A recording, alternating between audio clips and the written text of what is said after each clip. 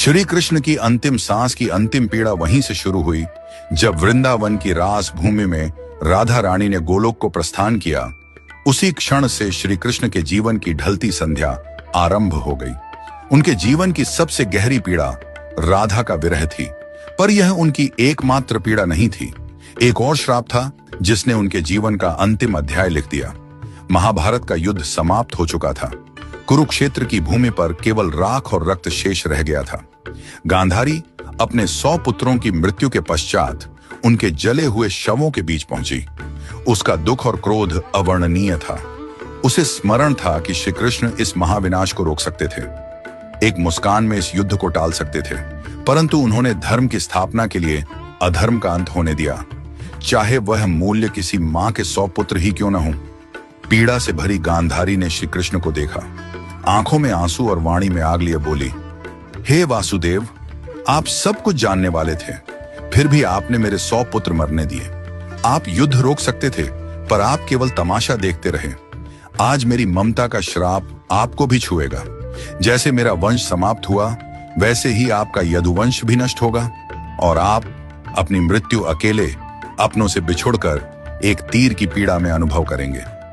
श्री कृष्ण ने गांधारी का श्राप शांत मन से स्वीकार किया, क्योंकि वह जानते थे यह भी उसी लीला का भाग है।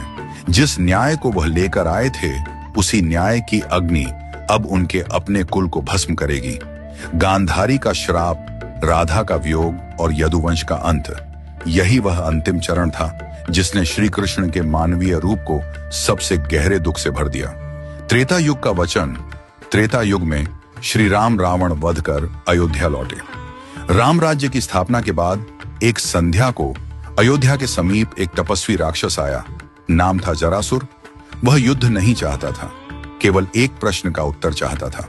जरासुर बोला, प्रभु, आपने धर्म के लिए असुरों का नाश किया, पर क्या कभी ऐसा होगा कि मैं भी आपकी परीक्षा ले सकूं? क्या कभी मुझे अवसर मिलेगा कि मैं आपके मार्ग में अंतिम बाधा बन सकूं? राम मुस्कुराए। उन्होंने कहा, जब मैं द्वापर में श्री कृष्ण रूप में जन्म लूंगा, तब तू मनुष्य जन्म लेगा और उसी जन्म में तू वह अवसर पाएगा। तेरे ही हाथों मेरी लीला का अंत होगा। यह मेरा वचन है। जरासुर ने प्रणाम किया। उसे पता नहीं था कि यह वचन युगों बाद एक महान रहस्य का कारण बनेगा। यदुवंश का अंत और अंतिम विरह। समय बदला। द्वापर युग में यह वचन पूरा होने का समय आया। यदुवंश आपसी कलह से नष्ट हो गया। द्वारका उजड़ गई। सब कुछ समाप्त हो चुका था। न सुदर्शन उनके हाथों में रहा,